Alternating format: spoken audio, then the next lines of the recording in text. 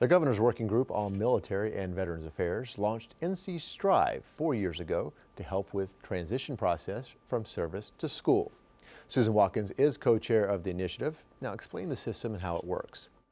Well, NC Strive is really a statewide collaboration of interested people at 2-year, 4 years, private colleges, all working to foster the success of our veterans on the campus. The thought process, we hoped, if you built a veteran-centric school and help veterans succeed, then they're likely to stay in North Carolina. That will help them and their families. We've been working at this since about 2014. And this is obviously coming up because you saw that veterans weren't being successful at the time, that as much as you would like them to be in the classroom. So how did this expand from just a thought to where we are now? Well, the Governor's Working Group, lots of people there I respect. Dr. Lee Fang is the co-chair. We established this in 2014. GI Bill monies really do contribute to our campuses.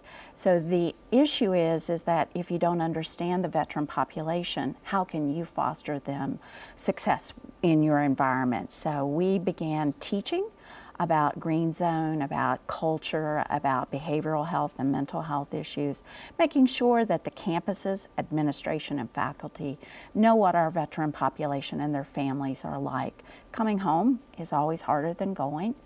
And some of our veterans getting into schools was a way to sustain their families, but they may not have picked the right school or the right pathway. So again, making a school sensitive so that they're helping the veterans succeed and graduate. That was the purpose and still is. It's our mission. We have now advanced to cover the whole state from the mountains to the coast. And I know you were able to come in here today, but you're going to be hitting the road a lot coming up in April. Yeah. Talk about the 4 events coming up in April. Well, what we determined from our work group was that there are regional flavors to North Carolina, and certainly getting people locally who are at the 2-year, 4-year and private schools to come to an event and not have to travel to Raleigh-Durham is an important part, because this is a no cost. Everything is given in kind and donated, and we have sponsors. So we have one in Morganton up in the mountains. We have one in Charlotte, Dr. Freetag and them. They have done an excellent job. We have FTCC, one of our leading veteran schools down at Fayetteville, and over at ECU on the coast. That way people can come in their local environment and learn about how to improve their ability to help our veterans and go back to their 2-year private or 4-year schools. So it's open to anyone who is in higher academia. And of course, we hope administration comes because they make the policies and implement the rules and fund the services.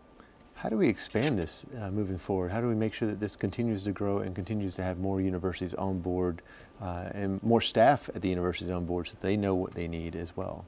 That's an excellent question. We had 52 different schools come last year. So we again are hoping to broaden that. We already have over 300 people registered this year.